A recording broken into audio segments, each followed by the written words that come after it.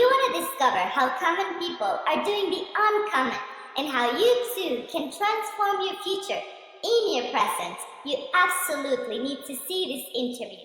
Dr. Joe Dispenza is a New York Times best-selling author of 4 books, including his latest, Becoming Supernatural. He is a scientist, researcher, and teacher who has educated thousands of people around the world with a deep passion for exploring how people can use findings from neuroscience and quantum physics not only to heal illness, but also to enjoy a more fulfilled and happy life. Dr. Joe is convinced that each one of us has the potential for greatness and unlimited abilities. It's an honor and my joy to have here with us today Dr. Joe Dispenza. Hi, Dr. Joe, how are you? Welcome. Thank you, Ali. I'm very happy to be with you. We're so happy you're here with us today, and we're so looking forward from everything that we're going to learn from you today. So let's go and start. I'm just going to say that we're going to focus this interview in your latest book, Becoming Supernatural. And we're going to start off with asking you, why did you write this book?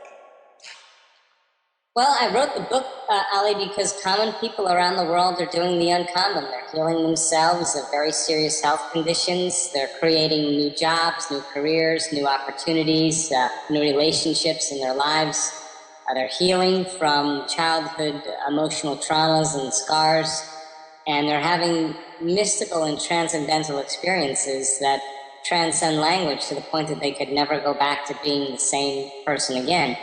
And the beauty behind it is that they look just like you and I, that they're just a common person. And in the last 5 years, I've done extensive measurements on quantifying subjective changes in people's minds and in their hearts and in their bodies. And being able to quantify those subjective experiences objectively has proven to me that it's absolutely possible. And if you give people the proper information, and science is the contemporary language of mysticism. Science is what demystifies the mystical.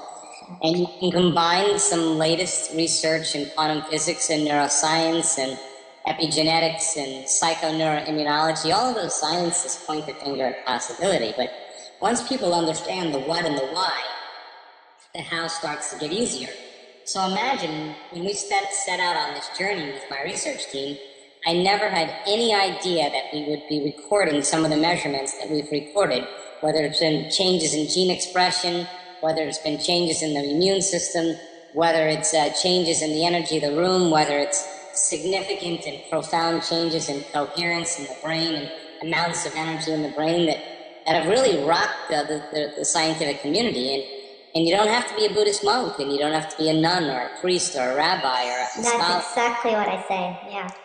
That's beautiful because anybody can do it. Exactly. And that's actually what's going to be my next question. These measurements that you've been doing with your students for the last 5 years, can you please share with us so that the audience everyone watching can understand what is it that you were measuring and what are the key findings? Sure. Well, we've done probably over 8,000 brain scans, over 19 advanced workshops in the last 5 years. And we've measured people's brains like when they come to a 4-day or 4.5-day intensive workshop, we'll call it an advanced workshop, and they go through many, many different practices. And at the end of 4.5 days, we remeasure their brain. And I want to know that the changes aren't just in their mind, they're in their brain. So we've done statistical, quantitative EEG studies. We've measured brains in real time, like if you're in the midst of some type of discipline or some type of practice, it's important for us to see how your brain's doing in that process. And it's allowed us to gather more information based on the inner workings of a person's mind to be able to teach transformation a little bit better. And so, as an example, the first 2 advanced workshops we did, we had over 90% of the people have more than an 80% change in their brain for the better, just in 4 days. Wow. We've measured levels of energy in the brain that have never been recorded in the history of neuroscience, and the arousal that's created from that inner event is not coming from a typical way the brain gets aroused, like from a stressor in your environment, like a predator or a car accident or a trauma. That kind of arousal is survival, but when it comes from inside the body and up into the brain, it tends to be correlated with levels of ecstasy, levels of bliss, and levels of love and joy that really are transcendental for most people. And when you have an inner event that feels that way, you're going to pay attention to whatever's going on in your mind, and that's how we begin to reorganize circuitry and we begin to change the body. So the levels of coherence in the brain are absolutely outstanding. People are so connected and their brains are functioning at such a higher degree that there goes the anxiety, there goes the depression, there goes the cyclic mood problems, there goes the pain. They get a biological upgrade. And we've measured heart coherence. You know, it turns out when you feel frustration and impatience and resentment, your heart beats very incoherently. And when you feel gratitude, love, and joy and inspiration, your heart begins to beat more regularly, and it sends a very strong signal to the brain, and it acts as an amplifier for the brain to have more energy. So we've measured that. We've measured genetic changes. And yeah, that's actually what I want to ask you, because you also, I mean, it's just amazing how much changes you have in your life. And one of them that you also studied, you had this year, you were studying gene regulation, right? And one of these changes in our genes expression. So could you please just continue on that line to share with us? Sure. I mean, most people think that genes create disease and that they're going to be, you know, they're doomed to their genes, and it's actually not the truth. I mean, your body's a protein-producing machine, and proteins are responsible for the structure and the function of your body. And in order for the body to make a protein, a gene has to be regulated. So skin cells make skin proteins, muscle cells make muscle proteins, stomach cells make stomach proteins called enzymes, muscle cells make muscle proteins called actin and myosin. Your immune system makes immune proteins like antibodies and immunoglobulins, and they're all responsible for the structure and function of your body. And so in order for a gene, the cell to make a protein, a gene has to be activated. So genes are like Christmas tree lights. They're turning on and off all the time. But if people are living by routine, living by the same emotional states, reacting to the same conditions in their environment, not learning anything new, not creating new experiences, not making any different choices, their genes stay the same because there's no information coming from their environment that can signal the gene to make a new protein. So we said, okay, let's measure 7,500 different gene expressions. And let's see if we can get 35 randomly selected people to retreat from their life for just 4.5 days and begin to think differently, begin to make new choices, begin to do different things, have new experiences, and feel differently if we're able to change any gene expression. And we've also witnessed tumors and cancers diminish in our workshops. So in order for that to happen, it's not magic. There's got to be a gene that's involved in that, right? So at the end of 4 days, we found 8 genes in common that were upregulated in those 35 people. Now, they had their own genes that they also upregulated, but the ones that were common amongst those 8 people had to do with the suppression of cancer cells and tumors in the body, neurogenesis, the growth of new neurons in response to learning new things and having novel experiences, the gene that activates stem cells to go to damaged tissues and cells and aging tissues and repair them, the gene for oxidative stress to help fight aging and heart disease and cancer, the gene for immune activation, the gene to strengthen cellular structures, just in whole things were all upregulated. Imagine if you did that for 2 weeks, what would happen? Or constantly. Yes. You know, as a habit. I want to make a parenthesis here, Dr. Joe, because, you know, you have a passion and love for researching and for bridging scientific knowledge with spiritual knowledge. And I really want to thank you, because most of these things, people like me that study the spiritual side, they make common sense and they feel like the truth. But for so many people, I would say the majority of people in the world, to have the scientific approval and all these findings that you do really does opens a door for them to accept these truths and to then be willing to put them into practice and live happier lives. So I really want to thank you for your work and for what you do for our world. And that was just like a parenthesis. But let's move on so people can know more about what you do. So there's one chapter in your new book where you talk about the present moment, and you have a different take on it that I actually completely agree with. And I would love it if you could share it with everyone watching. Sure. I think that most people wake up in the morning and they search for the familiar feeling called themselves. Now, feelings and emotions are a record of the past, and we can remember experiences better because we can remember how they feel. The stronger your emotional reaction to some event in your life, the more you pay attention to the cause in your outer world, and the brain takes a snapshot, and that's called a memory.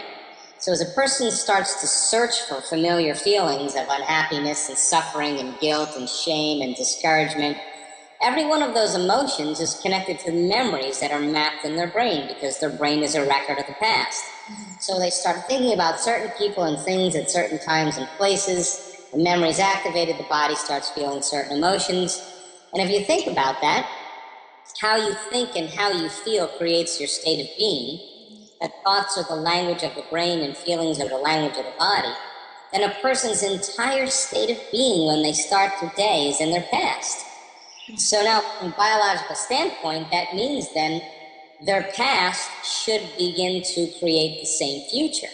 So then if they wake up in the morning and they get out of bed on the same side and they go to the bathroom and brush their teeth and then use the toilet and then make themselves a cup of coffee and then go to the shower and then get dressed and eat breakfast and drive to work. And they've done this, I don't know, let's say 10 years. Mm-hmm. It makes sense that if a habit is a redundant set of automatic and unconscious thoughts, behaviors, and emotions that's acquired through repetition, it means now their body's on autopilot. And it's dragging them into a predictable future based on what they've done in their past.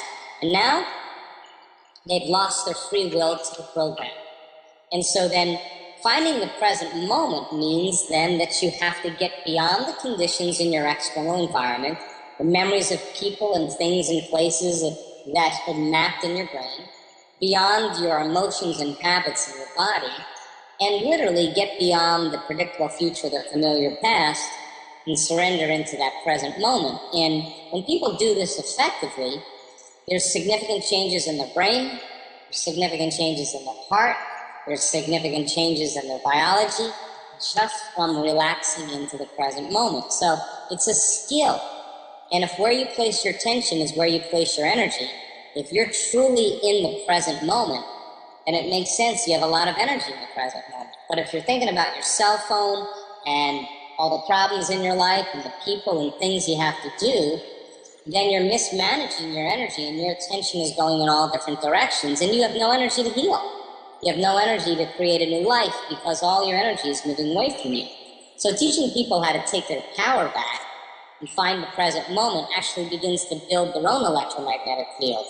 And now, when you're in the present moment, according to the quantum model of reality, all possibilities exist in the eternal now. So now, they're ready to create a new life because they're not in the familiar life and their familiar personality. They're in a whole different state. We call that getting beyond themselves. Yeah, and into a world of possibilities.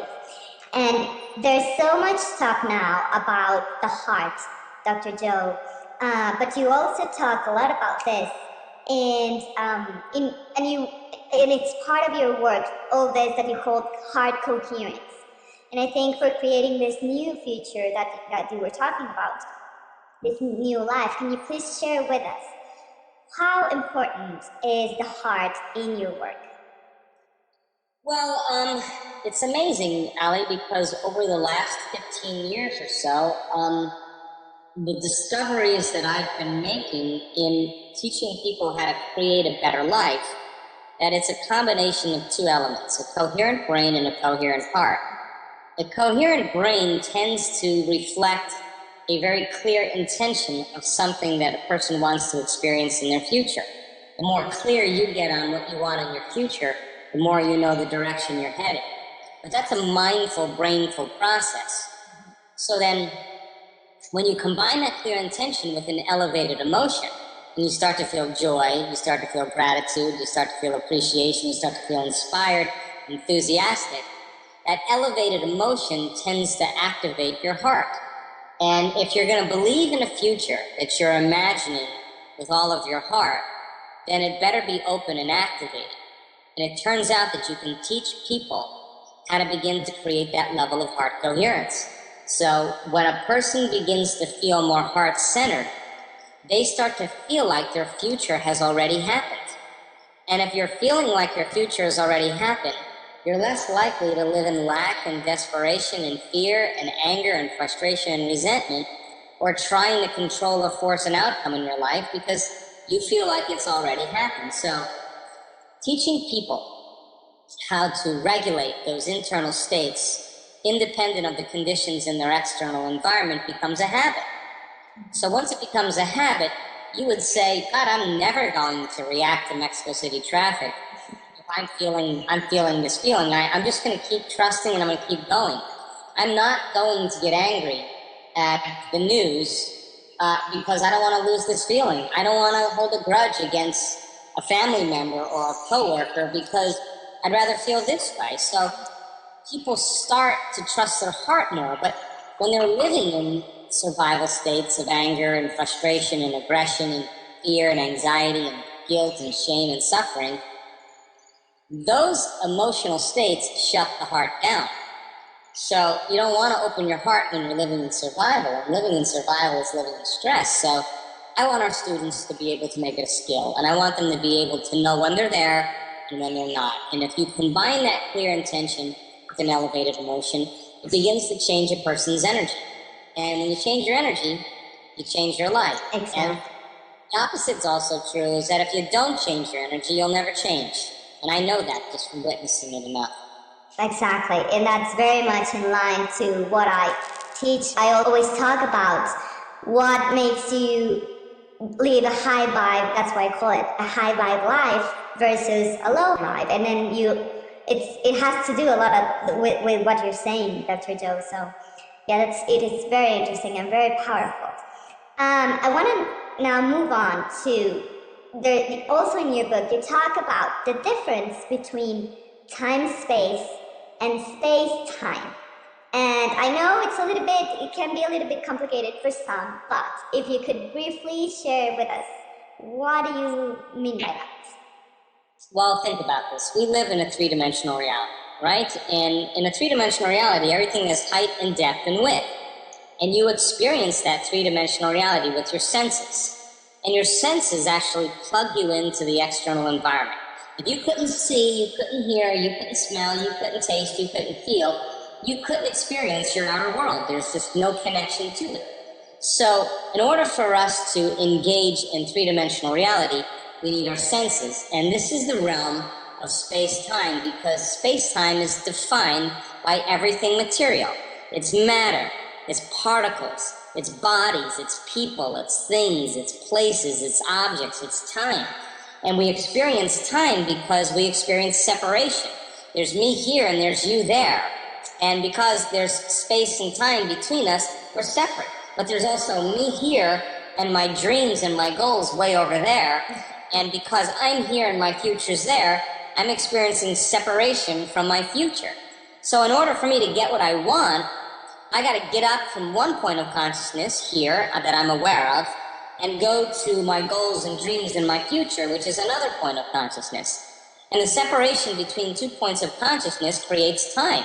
So now I have to get up and drag my body through space, and when I take it through space, I'm going to experience time. So time is defined as the separation between 2 points of consciousness. Now, throw in the hormones of stress, they actually excite our senses and cause us to become materialists, to narrow our focus on matter, on objects, on bodies, on people, on things, because that's where the danger is. So the more people live in stress, the more they live in survival, the more they feel like they're matter trying to change matter, because they're robbing their body's invisible field of light and information and turning it into chemistry. And when they do that, the field around their body begins to shrink, and now they're lower vibe. Now they're feeling more density. So if you're feeling more density, then you got to compete. You got to manipulate. You got to fight for it. You got to try. You got to wish. You got to hope, because you're matter trying to change matter. So you'll get your dreams. You'll get your new house. You'll get your new car. You'll get your new wardrobe. But it's going to take you 20 years to get it, because you're going to have to drag your body back and forth through work, and it's going to take time. So in the realm of space-time, Allie, in this three-dimensional world, if you got really big and you start looking at how big space is, you can see that space is eternal. Space is infinite. It goes on forever. And you experience time as you move through space. That's the material three-dimensional world. Now, that's the realm of the somebody, the someone, the something, the somewhere, sometime. Our research shows that there's a bridge that you have to traverse to get to that realm of the unified field or the quantum field. And that is the moment you become nobody, no one, no thing, no where, and no time, you take your attention off your body. You take attention off the people in your life, the things you own, the places you go, and time itself. That is the moment you become pure consciousness. Now, that's the bridge. That's the nexus of the quantum. Now, the quantum field or the unified field, it is an invisible field of energy and information that you can't see with your senses. It's beyond your senses. Mm-hmm. Just because you can't see something doesn't mean it doesn't exist. Exactly.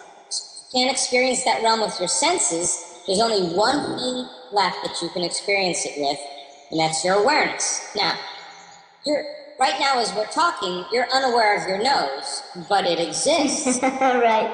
I ask you to put your attention on it and become aware of it. Now you're aware of it, but it's always existed. Well, the field is the same way. If you don't put any attention on it, then it doesn't exist for you. But the moment you put your attention on it, all of a sudden you become aware of it. So then, as you teach people then to surrender into this unified field, to connect with it, to pay attention to it, to stay present with it, here they are. Here's the consciousness of the unified field. Here they are now as nobody, no one, no thing, no where, and no time. They're in the eternal present moment. As they begin to surrender to it, one point of consciousness and another point of consciousness, you're now bringing them closer together. So if you bring 2 points of consciousness closer together, you have less time and you have less separation. And if you're getting closer and closer to it, things appear in your life faster. You're collapsing time, and the event or the experience is going to be drawn to you. Now, that's fifth dimensional creation, and the closer you are to the unified field, the faster the frequency, the less time it takes for it to appear in your life. And so people who connect have instantaneous healings. They get their hearing back, not once, not twice, more than that. They have biological upgrades in their diseases. All of a sudden, they connect to that field of energy, and it happens in no time because they created it in no time. Exactly. And that takes us very nicely into my next question, which is, you also talk about in your book about mystical experiences and the pineal gland. And I would love it if you could share, what is the connection between the two? Well, it's a great question, because all of a sudden now you have to leave the realm of physics, right? Because in that realm of the quantum, you have an infinite amount of time. Time is eternal. In this three-dimensional reality, space is eternal, but in the quantum, time is eternal. So imagine one long nap, infinite amount of time. How much can you get done? If you had all the time in the world, you can get everything done. Mm-hmm. So there's infinite possibilities. Well, that's the quantum. So now, if there's infinite possibilities, then there's unknown possibilities that you and I haven't thought about. So now, if there are other dimensions that exist, if there's other realms that you can experience with your senses but exist as dimensions, or what quantum physics calls the multi-worlds theory, then in order for you to go from the physics realm into the biological realm, there has to be latent systems in place that connect our biology to that field. And the pineal gland is that little transducer that allows us to take frequency, just like a television antenna, and turn it into a picture The pineal gland takes frequency that's beyond the speed of light and turns it into profound imagery the same way a television antenna takes frequency and turns it into a picture. Now, the pineal gland has been called the third eye. In actuality, it's the first eye. Because when the pineal gland gets activated, it does something really amazing. It takes the nighttime neurotransmitter called melatonin and gives it an upgrade. What melatonin typically does, which creates dreaming and repairs the body and relaxes the body and causes the body to heal, all of a sudden now melatonin gets an upgrade, and all of a sudden it creates powerful antioxidants that heal more. It creates chemicals that cause us to dream lucidly. It causes the body to go into deeper levels of repair and restoration. That all of a sudden energy in the brain is activated to a greater degree. And now the person's inner experience is more real than anything they've ever experienced in their outer world. They're having a full-on sensory experience without using their senses. They're sitting there in a meditation. They're not using their senses, but it's more real than anything they've experienced. So if your senses were heightened right now by 25%, everything you're seeing, smelling, tasting, feeling, hearing, your awareness of the environment would be heightened. And you can't have awareness without consciousness. Consciousness is awareness. And you can't have consciousness without energy. So the brain all of a sudden goes into this activated energetic state. And in a matter of seconds, whatever's going on in the person's inner world begins to reorganize and rewire their brain, and then sends a new emotional signature to their body, and they are changed forever. They're creating a long-term memory. And that long-term memory now becomes a change in their circuitry and their gene expression, and their spectrum of reality will broaden because now their brain is wired to perceive what has always existed, but they didn't have the circuits in place to see. That is just amazing.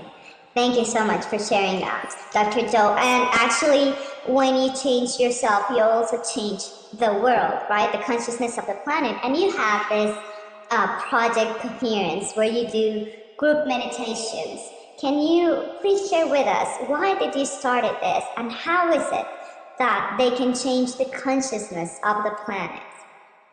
Well, this is a very interesting conversation, and we've been doing studies with groups of people in our advanced workshops where we take 750 people and we teach them how to create heart coherence. And when the heart gets coherent and it starts beating in a rhythmic fashion, and we partner with the Heart Math Institute, when the heart gets to become coherent, it produces a measurable magnetic signature that can be up to 3 meters wide from the body, measurable. So now the person's emitting energy, and all frequency is energy, and all frequency carries information.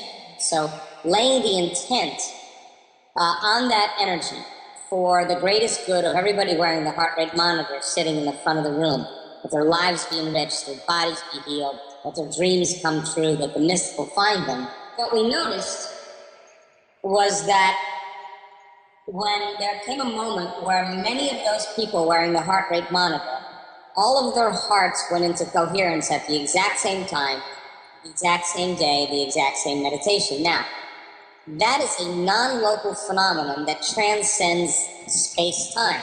Now you're talking a quantum phenomenon, which means if I'm going into heart coherence, and I know how to do this really well, and it's causing you to go into heart coherence, and your husband and your family and your parents are all connected to you in a relationship, and all of a sudden they start going into heart coherence, it means then that on some level you're creating changes in people's autonomic nervous system for them to feel more safe, more loving, more whole. And we thought, God, if we've seen such dramatic results in our workshops, is it possible then that we can begin to change the world by doing group meditation? So we've done 4 Project Coherence meditations, peace gathering projects. The last one we did had over 42,000 people participate in that particular global meditation. And I want to keep doing them because I do think that on some measure and in some way, we can begin to produce profound changes. For sure, definitely. And I know that a lot of people watching are very interested in going deeper into your work. And for that, I can absolutely recommend your week-long advanced workshops. But can you please share with everyone watching, what are these workshops? Well, we've done 19 advanced workshops, Ellie, and the advanced workshops were just a great way for people to retreat from their lives for 4.5 days and begin to disconnect from their family and their friends and their phones and their computers and their jobs and start changing their inner states. And what we noticed was that on the fourth and the third day, so many people had so many miraculous and significant quantum changes that I thought, my goodness, I got to send them home now. What if I had them for 3 more days? What could we do if we went for a whole week? What type of supernatural changes can we begin to produce as a field effect?